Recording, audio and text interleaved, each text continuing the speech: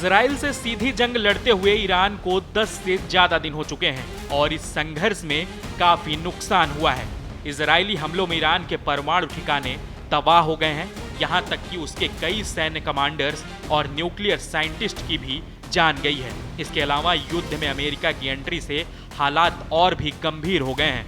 America ने Iran के 3 प्रमुख न्यूक्लियर साइट फोर्डो, नतांज और इस्फहान पर बंकर बस्टर बम गिराकर उन्हें तबाह करने का दावा किया है। इसके बावजूद भी कोई मुस्लिम देश खुलकर ईरान का समर्थन नहीं कर रहा है। इजराइल के खिलाफ अब तक ईरान ने जो भी जंग लड़ी है उनमें मुस्लिम देशों ने सैन्य कार्रवाई तक में उसका साथ दिया है। अप्रैल 2024 में दमिश्क में ईरानी दूतावास पर इजरायली हमला हुआ तो ईरान ने ऑपरेशन टू प्रॉमिस चलाकर इजराइल पर मिसाइलें और ड्रोन अटैक किए। इस संघर्ष में लेबनान, यमन और इराक ने खुलकर उसका समर्थन दिया था। यमन ने हूती विद्रोहियों ने जवाबी कार्रवाई करते हुए लाल सागर में इजरायली जहाजों को निशाना बनाया।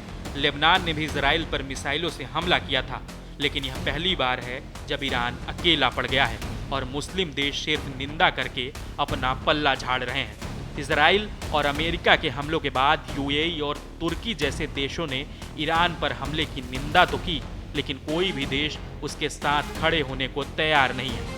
मुस्लिम बोर्ड की तरफ से ईरान पर बमबारी की तीखी निंदा की गई है। जॉर्डन ने इजराइल के हमले के खिलाफ आवाज उठाई और इसे क्षेत्रीय स्थिरता के खिलाफ खतरा बताया। सऊदी अरब ने इजरायली आक्रामकता की निंदा की। तुर्की ने इजराइल की लूटपाट को खत्म करने की वकालत की, जबकि इस्लामिक संगठन ओआईसी सहित विभिन्न मुस्लिम राजनीतिक समूहों ने यहूदी देश के खिलाफ अंतर्राष्ट्रीय कार्रवाई की मांग की।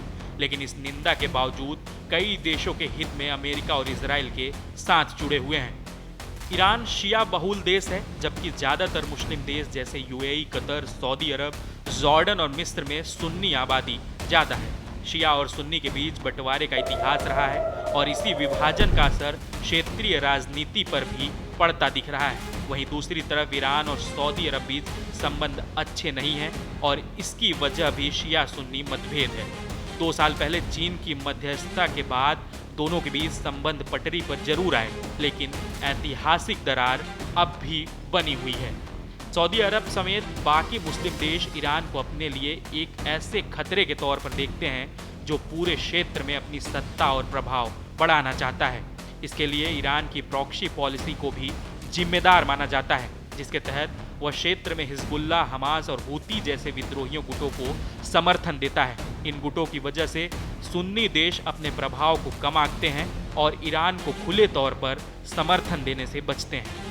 मिडिल ईस्ट में अपनी ताकत बढ़ाने के मकसद से ही ईरान परमाणु हथियार हासिल करना चाहता है, जो न सिर्फ इजराइल और अमेरिका बल्कि सऊदी अरब और यूएई जैसे देशों के लिए चिंता का विषय बन चुका है।